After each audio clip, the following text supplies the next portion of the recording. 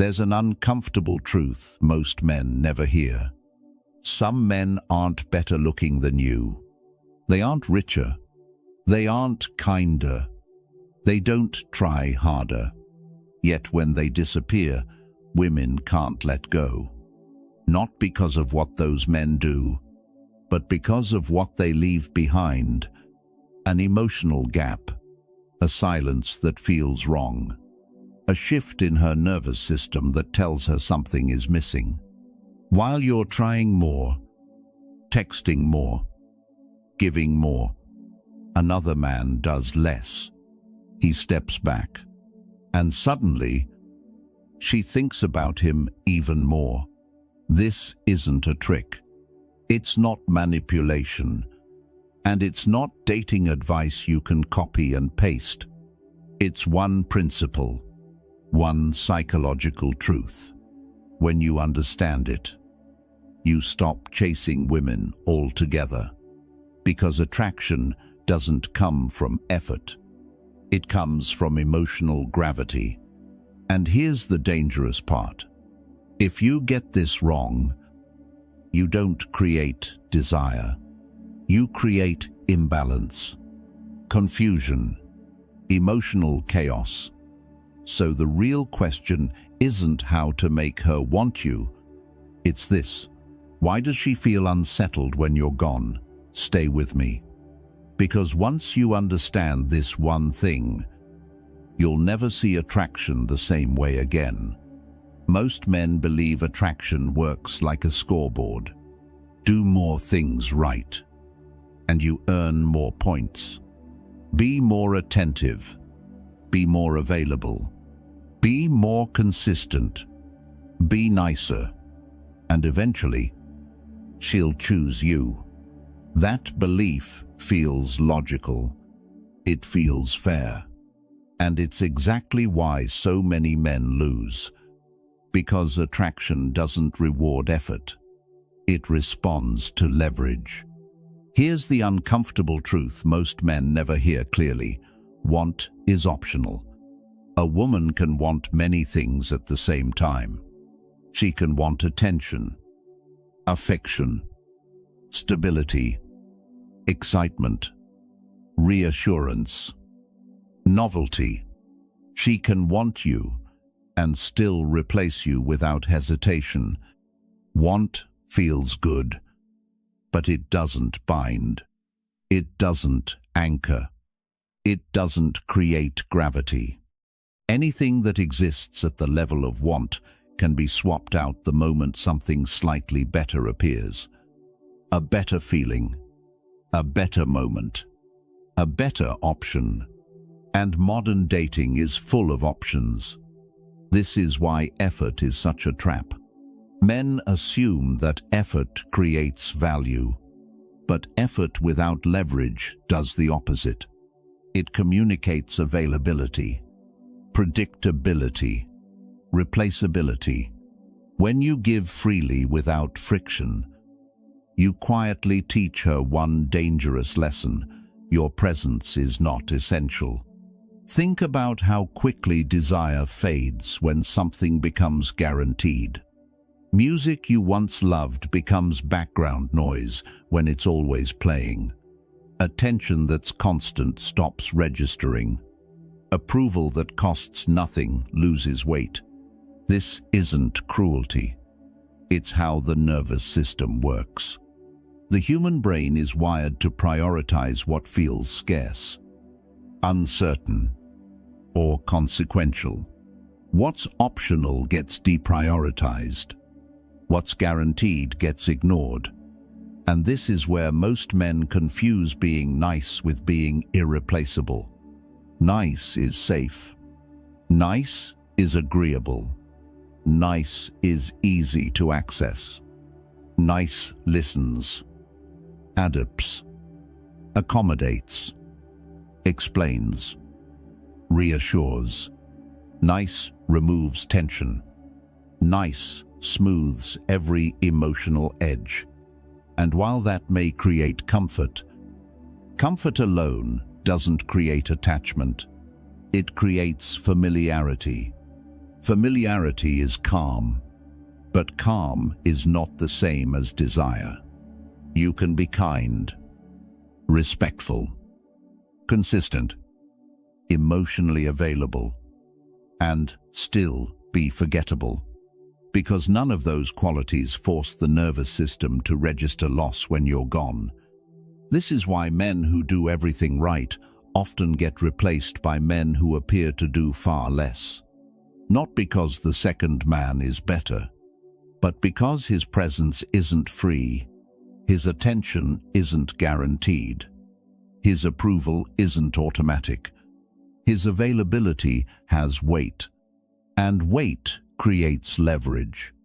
Here's the part most men resist. Effort only matters when it's selective. When effort is given indiscriminately, it loses meaning. When attention is always on, it becomes background noise. When emotional availability has no boundaries, it teaches her that access to you requires no investment, and when access costs nothing, it's never protected. Men often tell themselves a comforting story. She'll appreciate me eventually. She'll realize how good I am. She'll see I'm different. But attraction doesn't reward patience. It responds to impact. A woman doesn't ask herself, who tries the hardest? She asks herself something far more instinctive. How do I feel when he's not here? If your absence doesn't register emotionally, your presence isn't anchoring anything. And that's the real danger of trying too hard. You think you're building connection, but you're actually removing contrast. You smooth out every edge. You eliminate tension. You fill every silence. You make yourself endlessly accessible, and in doing so, you remove the very conditions that allow desire to form. Desire needs space. It needs uncertainty. It needs emotional consequence. Without those, attraction has no reason to hold on. This is why effort without leverage turns into a liability. It positions you as an option, not a necessity, a comfort, not a force, a presence that can be appreciated and still replaced. And once a woman categorizes you as optional, the dynamic is already decided. Not consciously, not maliciously, neurologically. At that point, no amount of extra effort will restore leverage. Trying harder only confirms what she already feels, that losing you wouldn't cost her anything she can't replace. This is the brutal truth most men never confront honestly. Being chosen is not the goal, because if you're trying to become the one she chooses, you've already positioned yourself beneath the process. Selection implies comparison. Comparison implies replaceability. And replaceable men don't get chased. They get evaluated. They get rotated. They get outgrown. So here's the cliffhanger you need to sit with before we go any further. If your strategy is to become the best option, you're still playing a losing game. Because the men women can't let go of aren't chosen. They're felt. And in the next chapter, we're going to define the one thing that creates that feeling clearly, precisely, and without games. The moment you understand it, effort stops being your weapon. Positioning becomes your power. Let's strip away the mystery now. No suspense. No vague language. The one thing that changes everything is this: become emotionally non-replaceable. Not impressive. Not admired. Not liked. Non-replaceable. That word matters more than anything else you've heard about attraction. Because attraction doesn't collapse when a better option appears. It collapses when your role can be filled by someone else. Most men are replaceable not because they're bad men, but because the emotional position they occupy is common. They offer what many men offer. They create feelings that are easy to source elsewhere. They regulate nothing essential. And when nothing essential is lost, nothing pulls her back. So, let's be very clear about what this one thing is not. This is not manipulation. You're not pushing buttons or running scripts.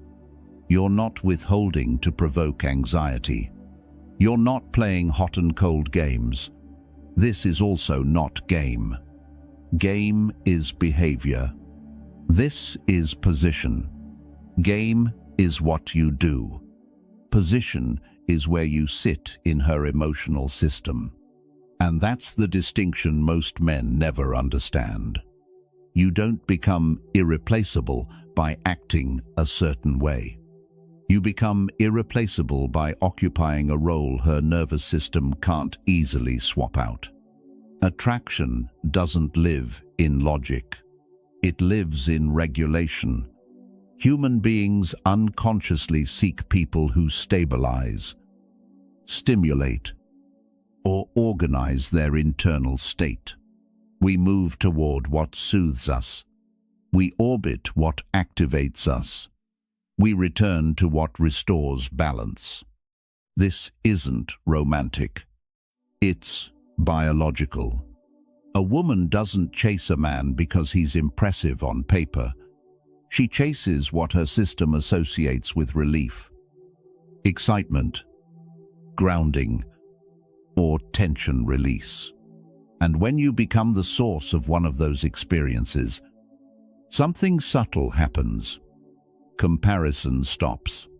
She's no longer asking, "Is there someone better?" She's asking, "Why do I feel off when he's not here?" That question is the beginning of chasing. Because once your absence creates emotional consequence, your presence gains weight. This is why being emotionally non-replaceable has nothing to do with doing more. In fact, doing more often makes you easier to replace. When you over-explain, over-invest, over-validate, over-perform, you flatten the emotional experience. You make yourself predictable. Predictability feels safe, but safety alone doesn't create attachment.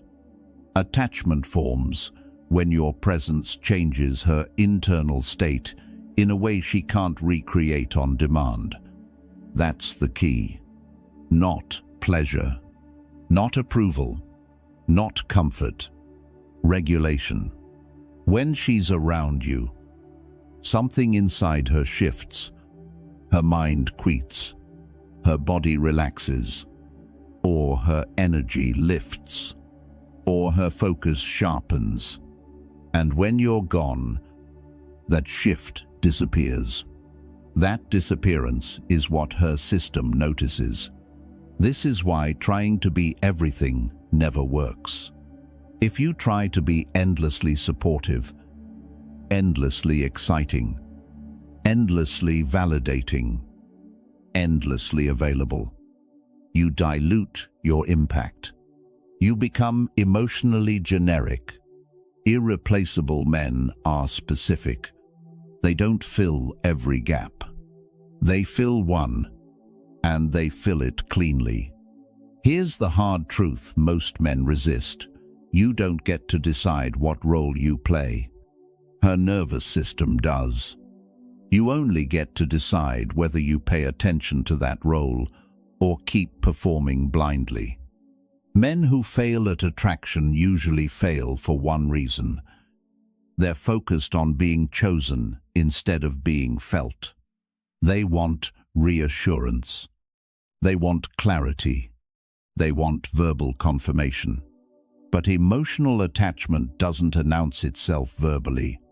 It shows up as behavior, checking in, reaching out, re-engaging after distance, feeling unsettled when access is removed. Those behaviors don't come from persuasion. They come from dependency. And dependency isn't a dirty word here. It's a structural one. Dependency simply means her emotional equilibrium partially relies on access to you. That's it. When that reliance exists, chasing becomes internal, quiet, often unconscious. She doesn't think, "I need him." She thinks, "Something feels off," and her system pulls her toward the source of balance. This is why the one thing isn't about learning lines or techniques. It's about understanding position. Where do you sit in her emotional landscape? Are you a bonus or a regulator? An option or a stabilizer? A pleasant addition or a reference point? Most men never ask these questions. They assume attraction grows through accumulation. More time, more effort, more proof. But attraction doesn't accumulate. It locks in. And it locks in the moment your presence becomes hard to substitute. This is why some men can disappear for days and trigger longing, while others disappear and barely register. The difference isn't intention, it's placement. And once you see this clearly, something shifts in you. You stop trying to earn desire. You stop negotiating your worth. You stop performing for reactions. Because you're no longer asking, "How do I make her want me?" You're asking, "What role do I occupy when I'm gone?" And that question changes everything. In the next chapter, we'll go deeper into this distinction. Because women don't chase men. They chase emotional states. And once you understand which state she associates with you, attraction stops feeling confusing. It starts feeling inevitable. This is where most men misunderstand attraction at its core. They believe women become attached to people, personalities, traits, effort, consistency. They don't. Women become attached to emotional states. That single distinction explains almost every confusing experience men have in dating. When a woman says, "I miss you," she isn't missing your voice, your jokes, or the way you text "good morning." She's missing how her internal state shifts when you're around.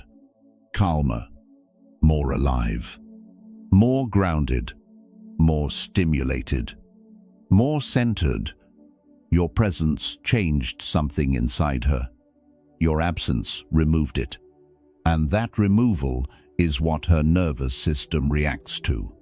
This is why two men can behave in completely opposite ways and get completely different results.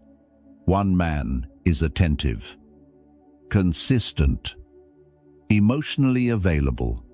He listens, he reassures, he shows up. And when he's gone, nothing changes. Another man is imperfect, inconsistent, sometimes distant.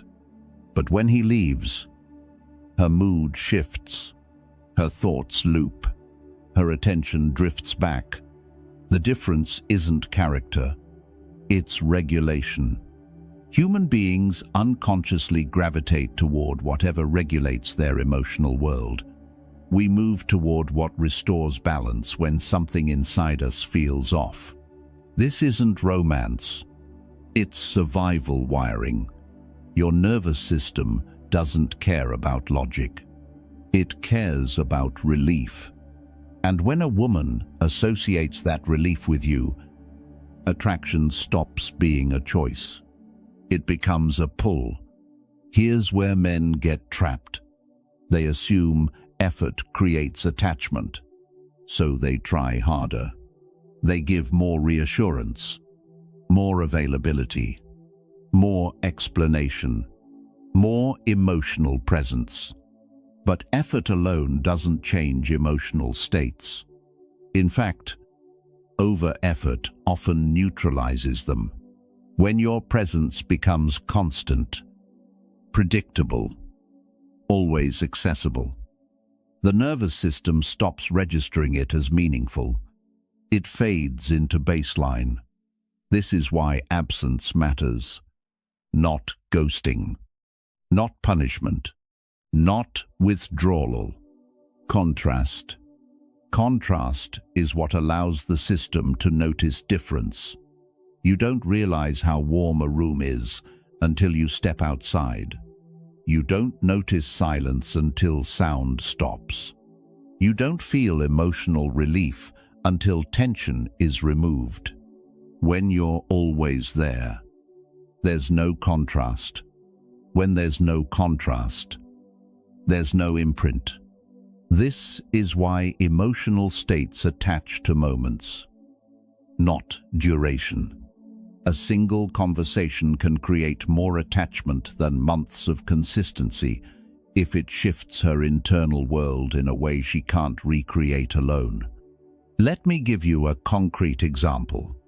Two men take her on dates. The first one plans everything perfectly. He's attentive. He checks in constantly. He makes sure she's comfortable. She enjoys the evening. She feels safe. The second man doesn't perform. He's present, grounded, unrushed. Around him, she notices something subtle. She talks less. She breathes deeper. Her body relaxes. He doesn't try to entertain her. He doesn't chase reactions. He allows space. That space creates regulation. Later that night, she doesn't replay the logistics of the date. She replays how she felt. And when she wakes up the next morning, that feeling is gone. That absence is what lingers. This is why women chase emotional states, not men. They chase relief. They chase stimulation. They chase grounding. They chase contrast. And the men they return to are the men who consistently create one of those experiences without forcing it. Here's another hard truth. When you explain too much, when you over-clarify, when you fill every silence, you prevent her nervous system from doing any work. And imagination does more work than effort ever could. Imagination fills gaps. Imagination amplifies emotion. Imagination turns moments into attachment. When everything is spelled out, nothing echoes. This is why mystery isn't about secrecy. It's about not collapsing the emotional space too quickly. The moment she has to feel instead of analyze, attraction deepens. And this is also why trying to convince her never works. You can't talk someone into attachment. You can only create an experience their system doesn't want to lose. That's why chasing behavior backfires. The more you pursue, the more you flatten the emotional contrast. You're always there, always available, always explaining. And because there's no emotional consequence to losing you, there's nothing for her system to respond to. Men often ask, how do I make her miss me? That question misses the point. She doesn't miss you. She misses the state you created. And states aren't created by trying harder. They're created by presence. by restraint, by groundedness, by allowing space to exist. This is why the men who leave the deepest imprint often feel confusing to women. They didn't do more. They shifted something. And once a woman's nervous system associates you with that shift, attraction no longer depends on persuasion. It becomes reflexive, automatic, internal. In the next chapter, we'll break down the 4 emotional voids that drive this process. Not abstract concepts, not personality types, but specific emotional gaps that, when filled correctly, turn attraction into gravity. Attraction doesn't come from what a woman says she wants. It comes from what her nervous system is quietly missing. Every woman carries at least one emotional gap. Not because she's broken, not because she lacks something, but because modern life constantly demands performance. She's expected to be composed, competent, emotionally aware, independent, desirable, often all at the same time. Over time, something gets neglected. That neglected space becomes an emotional void. And emotional voids pull attention without asking for permission. This is where most men go wrong. They try to become everything. Instead of recognizing what's missing, you don't need to fill every gap. You only need to notice the one her system is already hungry for. Let's break this down clearly, slowly, and precisely. The first void is validation, but not the kind most men give. Validation doesn't mean constant praise. It doesn't mean reassurance on demand. And it definitely doesn't mean proving her worth. When validation is always available, it disappears. Women receive attention everywhere. Online, at work, in dating. Because it's everywhere, it carries very little weight. Validation only becomes powerful when it's selective, when it reflects standards, when it's given with intention, when it's not guaranteed, when a woman doesn't know exactly when she'll receive your approval. Her nervous system stays alert. Anticipation builds. Attention sharpens. The emotional signal stays alive. This isn't about withholding affection. It's about not giving it automatically. Selective validation feels meaningful, not manipulative. It signals that your attention has value. The second void is excitement. And this is often misunderstood. Most women aren't bored because their lives are empty. They're bored because everything feels emotionally flat.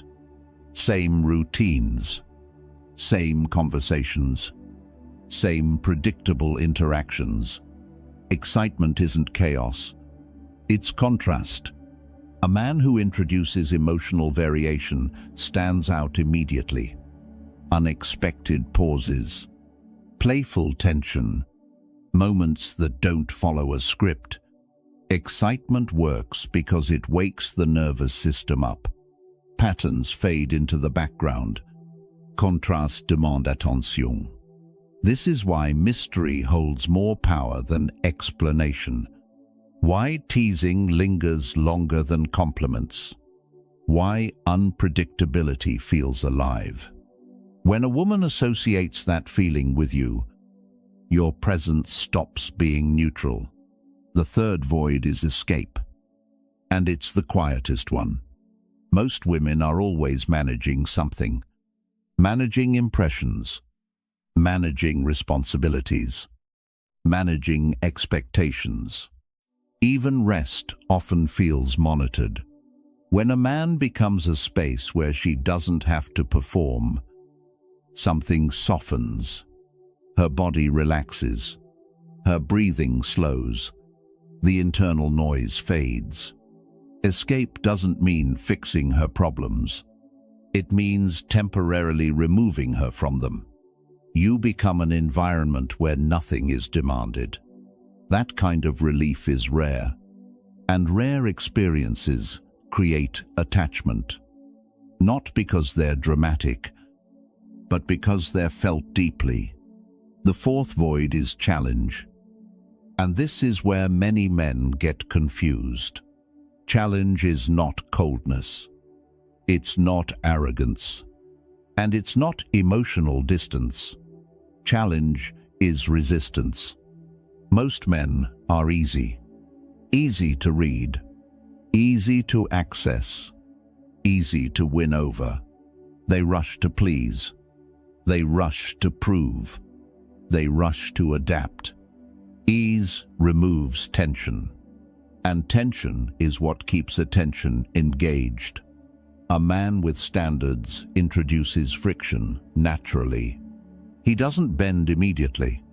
He doesn't chase approval. He doesn't reshape himself to be chosen. His time and attention aren't automatic. That selectivity gives weight to his presence. Scarcity isn't absence. It's intentional availability. Here's what most men never realize. These voids don't work in isolation. The strongest attraction loops are built from balance.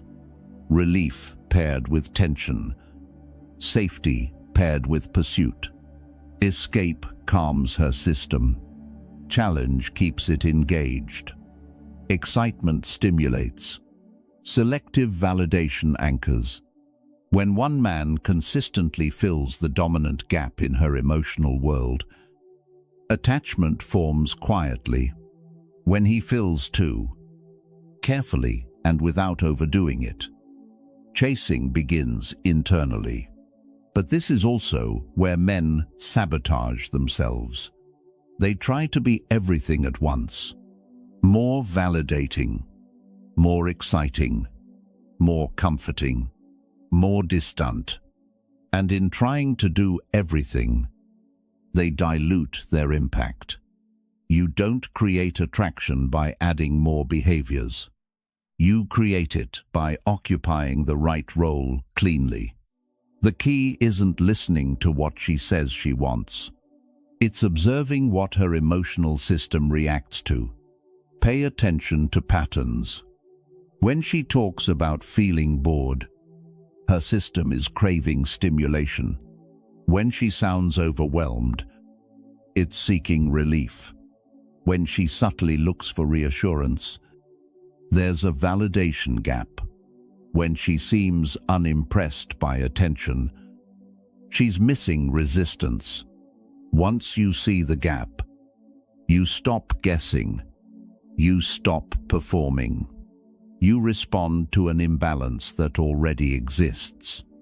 And imbalance, when addressed correctly, always pulls attention toward its solution. In the next chapter, we're going to talk about the line most men cross without noticing. The moment attraction quietly turns into obsession, and why restraint is what separates powerful men from destructive ones. There is a line most men never see until it's already behind them. Attraction doesn't announce when it crosses into something darker. There's no warning sign, no dramatic shift. It happens quietly. A woman stops wanting access to you and starts needing it to feel balanced. And the moment you become the primary source of emotional regulation, you hold real power, not symbolic power, not fantasy alpha power, psychological power, the kind that can pull someone toward you even when they're conflicted, even when they know better, even when logic tells them to step away. This is where things become dangerous, because power doesn't change who you are. It amplifies it. in the hands of an ungrounded man, this power turns into manipulation. He enjoys the chase too much. He withholds to feel important. He feeds dependency because it soothes his own insecurity. At first, it feels intoxicating. She reaches out more. She checks in. She feels anxious when he's distant, and he mistakes that anxiety for desire. But anxiety is not attraction. It's imbalance. And imbalance, when exploited, collapses relationships instead of strengthening them. This is how attraction slides into obsession, not because the woman is unstable, not because she's weak, but because the emotional system was pulled too far in one direction without release. The nervous system can tolerate tension. It cannot tolerate chronic uncertainty. When relief never comes, desire mutates. It turns into fear of loss, hyper-focus, emotional volatility, and once fear enters the dynamic, trust begins to erode. This is why men who win the chase often end up losing the connection. They cross the line without knowing it existed. Here's the part most men don't want to hear. If a woman feels emotionally destabilized around you, you didn't create attraction. You created dependency. And dependency without safety always turns toxic. The strongest men understand something subtle. Attraction requires tension. Connection requires release. You cannot hold tension indefinitely without damage. A grounded man knows when to apply pressure and when to let it dissolve. He knows when to step back and when to step forward. He doesn't enjoy watching someone unravel for his validation. He doesn't measure his worth by how deeply he can hook someone. That's weakness disguised as confidence. True strength is restraint. This is where many men confuse power with control. Control is forcing outcomes. Power is allowing choice. A man who understands emotional leverage doesn't remove a woman's agency. He doesn't trap her inside feelings she can't regulate. He creates pull, not panic, because panic destroys attraction over time. You can see this pattern clearly